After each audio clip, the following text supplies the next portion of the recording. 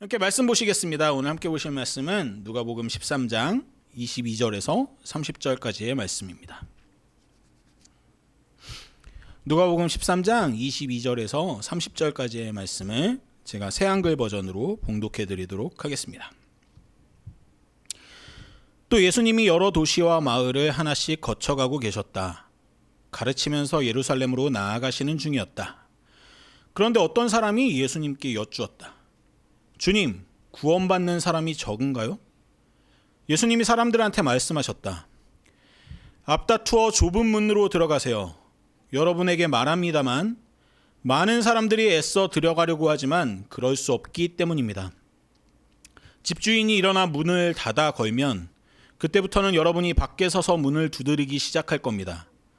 그러면서 말할 겁니다. 주인님, 저희에게 열어주십시오. 집주인이 여러분에게 대답할 겁니다. 나는 당신들이 어디서 왔는지 알지 못하오. 그때 여러분은 이렇게 말을 꺼낼 겁니다. 저희가 주인님 앞에서 먹고 마셨습니다. 저희의 큰 길거리에서 주인님이 가르치셨습니다. 집주인이 여러분에게 말할 겁니다. 당신들이 어디서 왔는지 나는 알지 못하오. 나한테서 물러서시오. 불의를 저지른 당신들 모두. 거기서 여러분은 울부짖으며 이를 갈 것입니다. 아브라함과 이삭과 야곱과 모든 예언자들이 하나님 나라에 있고 여러분은 쫓겨나 밖에 있는 것을 보게 될 때 말입니다. 사람들이 동쪽과 서쪽에서 또 북쪽과 남쪽에서 와서 하나님 나라에서 기대 앉아 먹게 될 겁니다. 보세요. 지금 맨 끝이라도 으뜸될 사람이 있고 지금 으뜸이라도 맨 끝이 될 사람이 있습니다. 아멘. 오늘도 누가복음의 본문을 가지고 여러분과 말씀을 나누려 합니다. 지금 예수님은 계속해서 예루살렘을 향해 가고 계십니다. 22절에서 예수님의 여정은 예루살렘을 향해 그냥 거리상으로만 가까워지는 것은 아닙니다. 예수님은 지금 가르치면서 가고 계십니다. 하나님 나라가 어떤 것인지, 하나님 나라를 소망하는 사람들은 어떻게 살아가야 하는지 가르치며 가고 계십니다. 오늘 본문에 기록된 예수님의 가르침을 우리가 함께 살펴보면서 우리 또한 어떻게 살아가야 하는지 작은 단서들을 발견하는 시간이 될 수 있으면 좋겠습니다.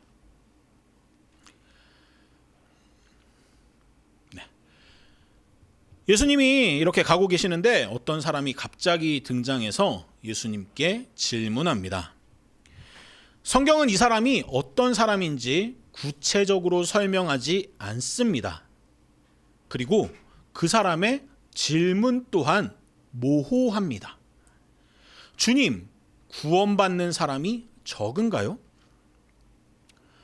이 질문을 통해서 이 사람은 지금 무엇이 알고 싶은 걸까요? 말 그대로 구원받는 사람의 숫자가 많은지 적은지가 궁금한 걸까요? 아니면 다른 의도가 있는 걸까요? 이 사람이 어떤 사람인지 그리고 이 사람의 질문의 의도는 무엇인지 이 23절만 보아서는 알기가 어렵지만 이어지는 예수님의 대답을 잘 살펴보면 이 사람의 정체와 의도가 드러납니다. 예수님은 늘 그렇듯이 어떤 사람의 질문에 직접적으로 대답하지 않으십니다. 새로운 비유를 말씀하시면서 질문한 사람의 그 질문 내용, 그 이상의 것들을 가르쳐 주십니다. 먼저 이어지는 24절의 대답은 그 질문에 대해서 긍정적인 답변을 하는 것처럼 보입니다. 앞다투어 좁은 문으로 들어가세요. 여러분에게 말합니다만 많은 사람들이 애써 들어가려고 하지만 그럴 수 없기 때문입니다. 여기서 등장하는 좁은 문이라는 단어가 또 많은 이들이 애써 들어가려 하지만 그럴 수 없다는 말이 한정된 구원에 대해서 이야기하는 것처럼 보입니다. 심지어 어떤 사람들은 이 구절을 보면서 죽은 이후에 가는 천국에 대해 예수님께서 말씀하고 계신다는 느낌까지 받을 수 있습니다. 천국에 들어가는 사람들은 많지 않다고 말씀하시는 것처럼 말이죠.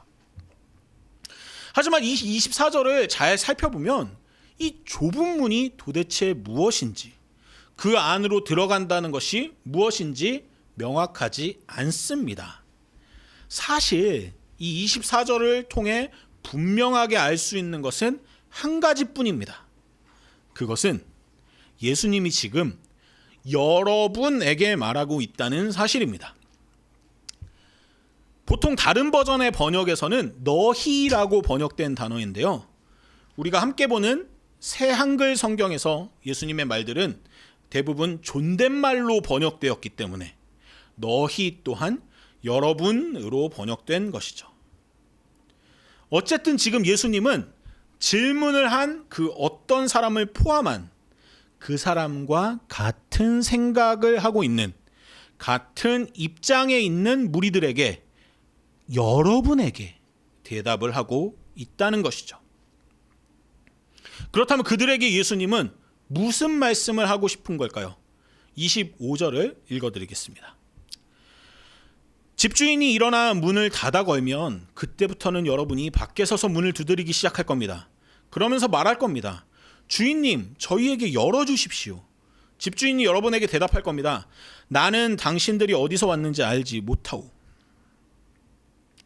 이 25절에서 재미있는 점은 지금 문 밖으로 배제되는 사람들이 바로 질문을 한 사람을 포함한 여러분이라는 사실입니다.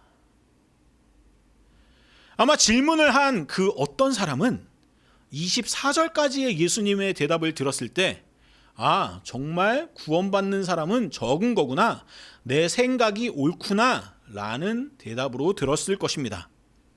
그리고 그 적은 구원받는 사람들 속에 반드시 자기가 포함되어 있을 거라고 생각했을 것입니다. 하지만 25절에서 배제되는 사람들은 오히려 여러분, 즉 질문한 사람을 포함한 무리였습니다. 이 이야기를 듣고 당황스러운 그들의 마음을 대변하는 듯한 예수님의 이야기가 26절과 27절에 이어집니다. 그때 여러분은 이렇게 말을 꺼낼 겁니다. 저희가 주인님 앞에서 먹고 마셨습니다. 저희의 큰 길거리에서 주님이 가르치셨습니다. 집주인이 여러분에게 말할 겁니다. 당신들이 어디서 왔는지 나는 알지 못하고 나한테서 물러서시오. 불의를 저지른 당신들 모두. 문 밖으로 배제된 이들은 문을 닫은 주인에게 항의합니다. 우리가 주인님과 함께 했다. 우리가 당신과 함께 먹고 마실 정도로 친밀했다. 우리는 당신이 가르치시는 것을 보았고 가르치시는 내용을 들었다. 그렇게 주인과의 관계성을 가지고 항의하는 이들에게 집주인은 대답합니다. 나는 너희들을 모른다. 너희들은 불의를 저질렀다. 여기서 질문을 했던 어떤 사람에 대한 정보를 얻을 수 있습니다. 예수님이 언급하는 여러분, 즉 질문한 사람을 포함한 무리들은 예수님과 겉으로 보기에는 친밀해 보이는 사람들입니다. 예수님을 따라다니는 사람들이었고 예수님과 함께 먹고 마시기도 한 사람들이었습니다. 하지만 그들에게 구원은 허락되지 않습니다. 오히려 그들은 불의를 저지르고 있다고 평가받습니다. 그렇다면 그들은 도대체 무슨 불의를 저지른 것일까요? 일단 이 당시 사람들의 구원에 대한 인식을 알 수 있는 한 구절을 제가 읽어드리겠습니다. 하지만 이 구절은 여러분들이 가지고 있는 성경에 있는 구절은 아니고요. 외경으로 분류되는 에스라 사서에 있는 말씀입니다. 여기서 에스라는 여러분들이 알고 있는 그 성경에도 나오는 그 에스라가 맞습니다. 성경 이 형성 과정에서 에스라 1, 2, 3, 4서가 있는데 1서와 2서는 정경으로 분류되어서 여러분도 잘 아는 에스라서와 느헤미야서가 되었고요. 3, 4서는 정경으로 인정받지 못해서 외경으로 남아 있습니다. 에스라 4서, 8장 1절을 읽어드리겠습니다. 지극히 높으신 분이 많은 사람들을 위해 이 세상을 만드셨지만 다가올 세상은 단 몇 사람을 위한 것이다. 이 에스라 사서는 1세기쯤에, 그러니까 예수님께서 살아계시던 그 당시에 알려지지 않은 어떤 유대인에 의해서 쓰여진 책입니다. 이 구절을 통해 그 당시 사람들이 가지고 있는, 그 당시 유대인들이 가지고 있는 구원에 대한 생각을 엿볼 수 있습니다. 유대인들은 하나님의 구원이 모든 이들에게 허락되는 것이라고 여기지 않았습니다. 오히려 그들은 좁은 구원, 한정된 구원을 생각하고 있습니다. 어떤 유대인들은 이스라엘 민족들, 유대인들에게만 구원이 허락된다고 믿었고요. 더 나아가서 어떤 이들은 유대인들에게도 구원이 다 허락되는 것이 아니라 유대인들 중에서도 율법을 제대로 잘 지키는 사람들만 구원을 얻는다고 믿었습니다. 한정된 구원, 단 몇 사람만을 위해서 주어지는 구원, 그 구원이 나 유대인에게 허락되었다는 사실은 당시 로마의 지배를 받으며 압제당하던 유대인들의 마음을 달래주었습니다. 거기서 끝났으면 참 좋았을 텐데 더 나아가서 그들은 그 구원을 얻을 수 있는 자신들에 대한 자부심을 가지기 시작했습니다. 그것이 우리가 잘 알고 있는 선택받았다는 우월감, 바로 선민의식입니다. 나만이, 우리들만이 하나님께 선택받았다는 의식이죠. 오늘 예수님께 나와서 질문을 한 이 어떤 사람 또한 그런 생각을 가진 사람으로 보입니다. 예수님께 다짜고짜 구원을 받는 사람이 적냐고 묻는 그 질문의 배경에는 하나님의 구원이 한정되어 있다는 의식이 깔려 있습니다.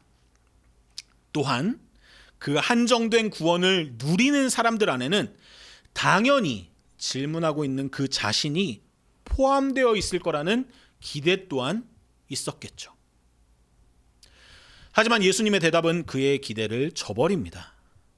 구원이 한정되어 있는 것이라 하더라도 그 구원을 누리는 것은 그들이 아니라는 예수님의 대답은 그들을 당황스럽게 만들기에 충분했습니다. 게다가 거기서 끝나는 것이 아니라 그들이 불의를 저질렀다고까지 말씀하시는 것은 조금 과해 보이기까지 합니다. 그런 그들에게 예수님께서 말씀을 덧붙이십니다. 29절과 30절 말씀입니다. 사람들이 동쪽과 서쪽에서 또 북쪽과 남쪽에서 와서 하나님 나라에서 기대한 자 먹게 될 겁니다. 보세요. 지금 맨 끝이라도 으뜸될 사람이 있고 지금 으뜸이라도 맨 끝이 될 사람이 있습니다. 예수님은 24절에서 좁은 문을 언급하면서 한정된 구원을 이야기하시는 느낌을 주었던 것과는 달리 여기에서는 온 세계에서, 온 사방에서 사람들이 몰려와서 하나님 나라의 구원에 참여할 것을 말씀하십니다. 심지어 그 구원과는 관계없어 보이는 사람들, 맨 끝자리에 있는 사람들이 가장 영광스럽게 될 것이라고, 그리고 일반적으로 보통 그 구원에 가까워 보이던 사람들이 가장 끝자리를 차지하게 될 것이라고까지 말씀하십니다. 여기에서 예수님이 하시고 싶은 말씀이 더 명확해집니다. 하나님 나라는 사람을 가려받지 않습니다. 모든 이들에게 열려있는 것이 하나님 나라입니다. 예수님은 그런 하나님 나라를 선포하기 위해 이 땅에 오셨습니다. 예수님이 이 땅에서 살피시고 돌보시고 사랑한 사람들이 누구입니까? 남성 중심적인 사회에서 차별당하던 여인들을 예수님은 아끼시고 존중하셨습니다. 한 사람의 인격체로 존중받지도 못하던 아이들을 예수님께서는 가까이 부르시고 이 아이들처럼 살지 않으면 너희들은 천국에 들어가지 못한다고까지 말씀하십니다. 사람들이 부정하다고 멀리하던 장애인들과 병든 이들을 찾아가시고 그들의 짐을 덜어주셨습니다. 누구나 손가락질하기 바빴던 세리와 가늠한 여인을 자유롭게 해주신 분이 바로 예수님이십니다. 가난한 이들과 마음에 상처받은 이들과 함께 먹고 마시며 그들의 이야기를 들어주신 분이 예수님이십니다. 더 나아가 구원과는 가장 멀리 있는 것처럼 보이는 죽은 이들을 살려내기까지 하시는 것이 예수님의 사역이자 가르침이었습니다. 이 모든 예수님의 행동은 그 행동을 보고 있는 이들에게 선포하는 가르침이기도 했습니다. 너희가 그렇게 구원받지 못한다고 여기는 가난한 이들, 병든 이들, 연약한 이들, 죄 지은 이들, 상처와 실패가 가득한 사람들, 구원과는 상관없어 보이는 그 사람들에게 하나님 나라가 열려 있다고, 그 사람들에게 하나님의 구원이 주어진다고 예수님은 온몸으로 가르침을 선포하고 계신 것입니다. 그런데 예수님을 따르는 이들은 그 가르침을 보고 들었음에도 불구하고 예수님의 가르침과는 반대로 질문하고 있습니다. 예수님은 지금 계속해서 그 구원을 확장시키길 원하시는데 그 구원을 다시 축소시키려 합니다. 이전에 이스라엘만 구원받는다고 생각하던 이들, 율법을 잘 지킨 이들만 구원받는다고 생각하던 이들과 모양만 다를 뿐 내용은 똑같은 생각을 하고 있습니다. 자기들이 예수님을 잘 따라다니고 있으니까, 예수님과 친밀해 보이니까 자신들한테는 한정된 구원이 주어질 것이라 믿고 그 자신들의 믿음을 확인받기 위해 질문합니다. 구원받는 사람은 적겠죠? 그리고 그 적은 구원을 받는 사람 중에 제가 포함되어 있죠? 아니요. 예수님의 대답은 아니요입니다. 그런 생각을 하는 사람들은 다른 이들과 구분짓고 선을 긋고 자신들이 우월하다고 믿는 사람들은 오히려 구원에서 멀어질 것이라고 말씀하십니다. 그리고 그런 생각을 하는 사람들은 오히려 지금 불의를 저지르고 있는 것이라고 말씀하십니다.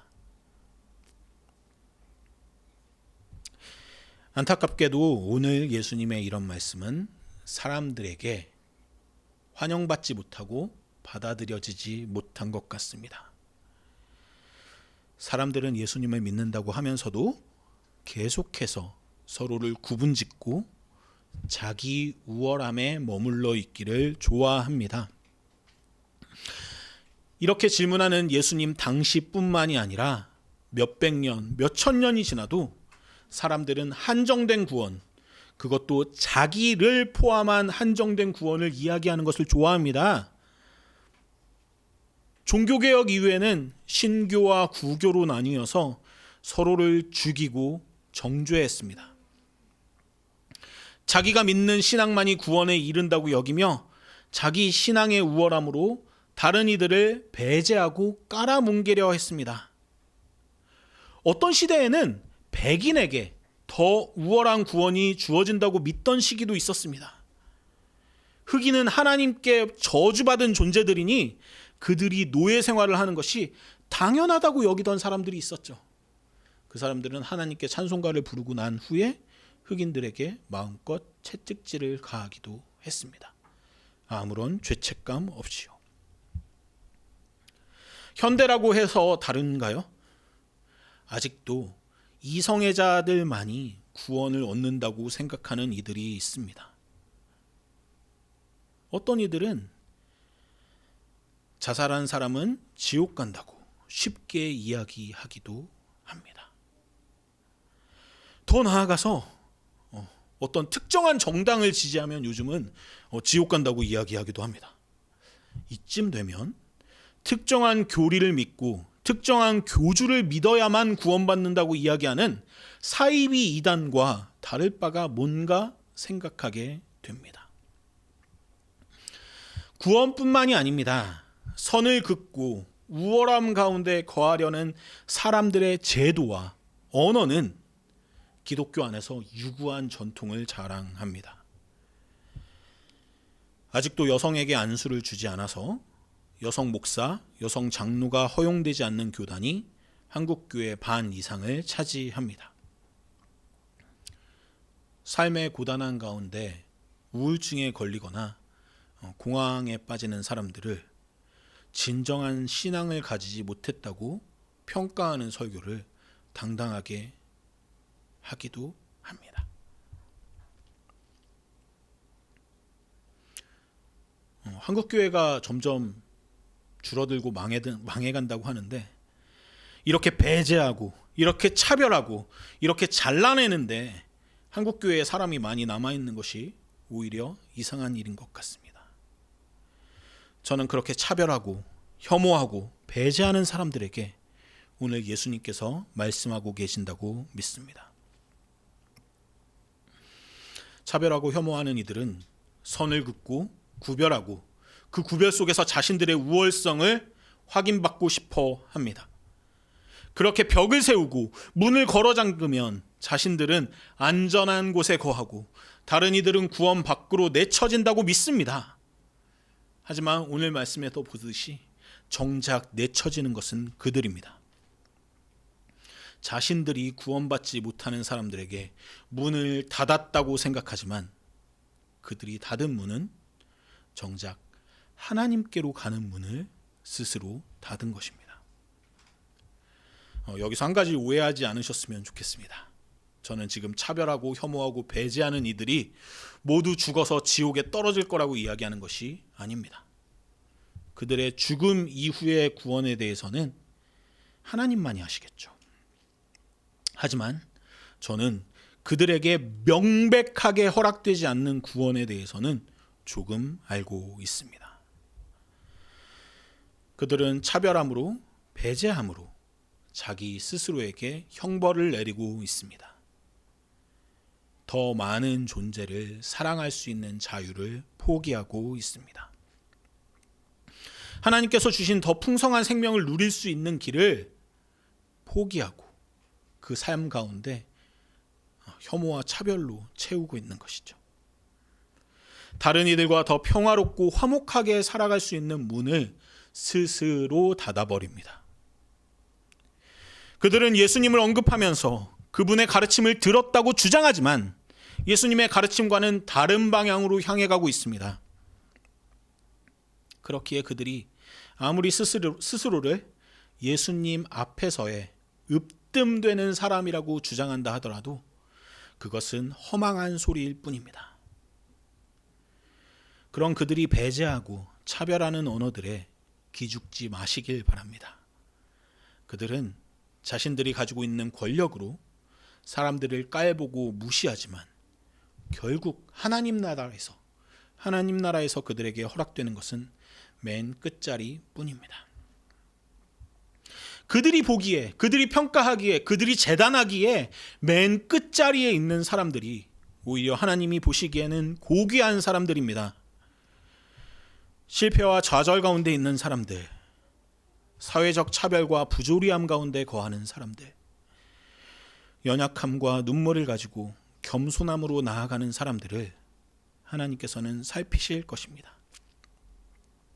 나의 모습이 너무 초라하고 형편없어서 구원이라는 단어조차 입에 올리기가 민망한 이들을 하나님께서는 부르실 것입니다. 그런 이들을 하나님 나라에서 친히 위로하시고 돌보시고 존귀케 하실 것입니다.